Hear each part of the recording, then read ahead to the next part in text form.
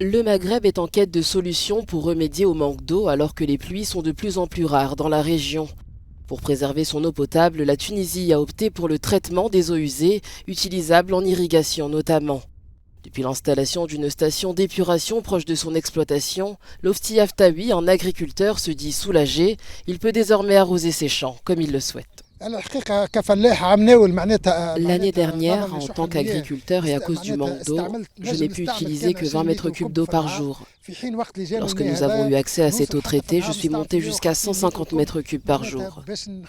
Cela couvre l'arrosage de mes amandiers et de mes cultures. D'ici 2030, certains pays comme la Tunisie, l'Algérie ou encore le Maroc risquent de tomber sous le seuil de la pénurie absolue en eau, selon la Banque mondiale.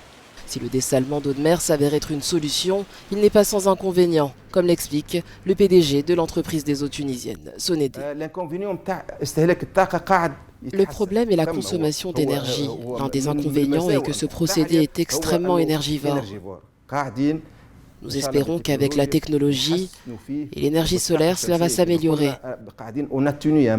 afin d'atténuer le bilan énergétique. Au total, 125 stations effectuent un traitement basique de 300 millions de mètres cubes d'eau usée par an en Tunisie.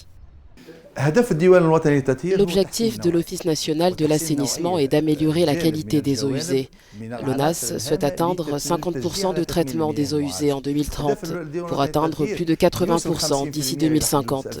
Tout cela dépend non seulement de l'Office, mais aussi de tous les acteurs qui dépendent de l'eau traitée. Plus à l'est, la Libye, désertique à 90%, ne compte que 3 stations de dessalement et 79 stations de traitement des eaux usées, presque toutes à l'arrêt.